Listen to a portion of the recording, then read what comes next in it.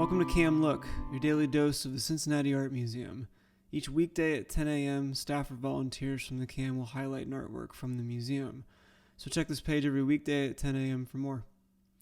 My name's Andrew. I'm the Associate Director of Docent Learning at the museum.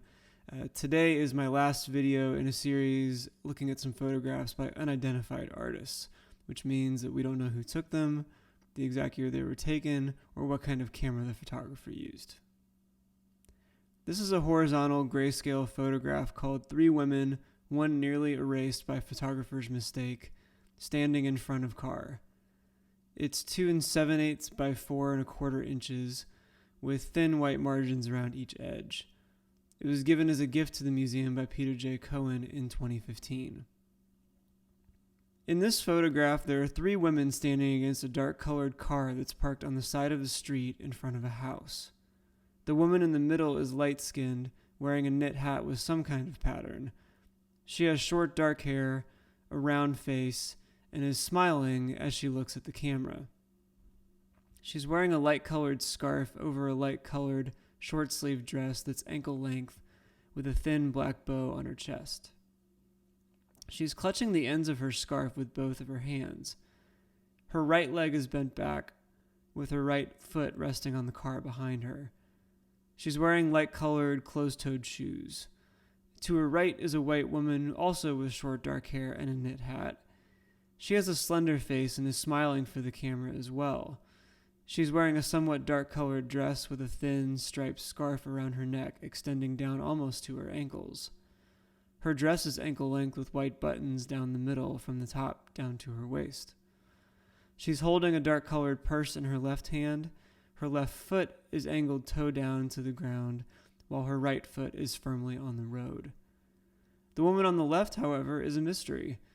Apparently, the photographer made a mistake while developing the film, and this woman's whole body is nearly obscured by a hazy patch of white light.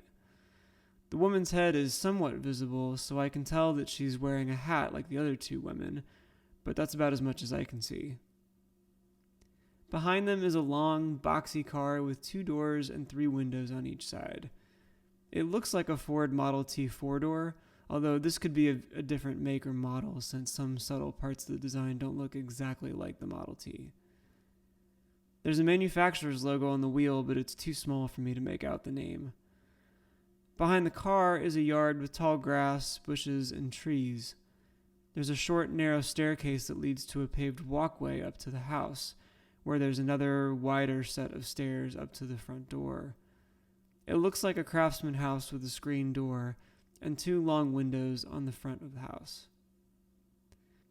I described it for those of you who can't see it, but also because there's this very odd contrast between recognizable figures and the mysterious nature of the missing woman in the middle of the photograph. I don't think we're used to talking about an artist's mistakes when we look at art in museums. We tend to assume that museums have the best art. The objects are so impeccable that it's hard to find fault in them. But this one has a fault that confronts us, that we can't avoid.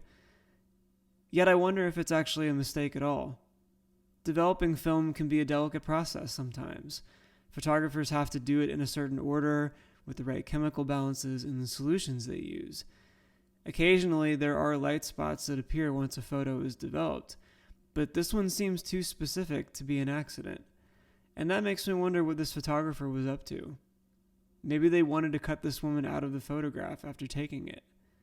Maybe the woman made the request herself. I don't know, but that's what makes it fun to look at. Snapshots like these are still works of art, but they're definitely imperfect. But so are we, and maybe that's why I'm drawn to them. They're reminders that we're human and that we do things like take photographs to mark our existence. So because of that, I'm grateful for this photo.